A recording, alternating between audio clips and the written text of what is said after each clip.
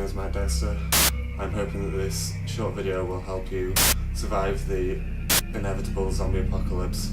I'm making this video with the help of my cameraman and interviewer, John Freeman.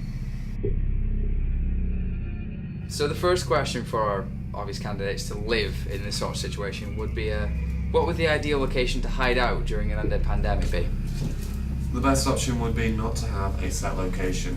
Keep on the move as often as you can, preferably a bus, a minivan, if you can get hold of one, and keep moving constantly. If constant or frequent transport are not an option for you, your best option would be to be somewhere in the country, remote from cities and large towns. That way the herds or groups of zombies which will be coming at you will be in smaller groups of 3-4 rather than in a city block where they will be coming at you in the hundreds if not thousands. What weapons and tactics should we employ in protecting ourselves from being eaten alive, really? Each weapon of choice would have its ups and downs, pros and cons. Ballistic weapons, shotguns, pistols, whatever. You have the problem of, are you going to hit them, and the ammunition. What about melee weapons? They are good because of the fact that you know you're going to hit them. You're not going to miss, obviously. You don't need to maintain them. You get to see their heads smash open if that's what you're into. The problem would be being that close. If you're in the middle of a crowd of 1,000 zombies, you're taking them out one at a time with a hammer or a baseball bat, you're screwed. People say that the chest is a waste of ammo because of how many shots you will need to take. But think of how many more bullets you're going to waste by missing the head. Each time you miss, that's another one gone from your supply. Your best option will be to take out the legs. That way, once on the floor, you can get up. If you've got a shotgun, use the end of that, smash them over the head. Either of any other blunt object. Then, if there's only a couple of them, get up close and take out their heads.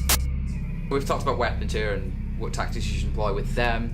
What about tactics for, food conservation or anything regarding that? Okay, if the zombie invasion, uprising, apocalypse, whatever you want to call it, hasn't caused the power to go out, frozen foods will be a great option as they will last a lot longer than the zombies' food supply will, because they have a much higher metabolism than us because of the fact that they are constantly decomposing.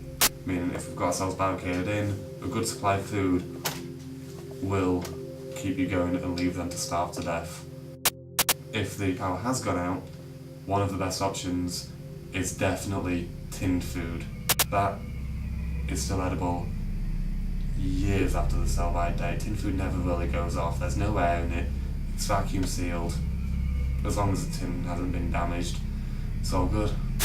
As we've covered food, we've covered weapons. What kind of tactics would you employ, say, dealing with other survivors? Well, obviously, if the majority of the human race has been wiped out, we will need to help as many as possible, but do not let them drag you down. Brings us to our last question. What, popular myths concerning zombies, undead in the literature, video games, that kind of thing, which ones are true, which ones aren't? Well, we've already called bullshit on the first two, which is the open areas, for example malls, shopping centres, etc., because you'll get overrun very quickly.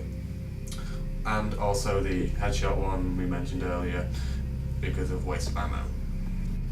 The next myth that many people believe, as it's brought up in fiction, all that kind of thing, is that zombies, they can smell blood or they lust for brains. What's true about that? Okay. They can sense blood, but that is merely just an instinct of, hey, lunch is this way.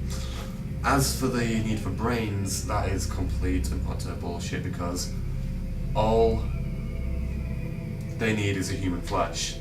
Because our flesh contains the genetic makeup, all the nutrients, and basically building blocks for life that they need to sustain their constantly decomposing bodies. In this next part of the documentary, we will be going over a couple of ways to destroy zombies using melee techniques. Basic melee straight to the legs with a large object.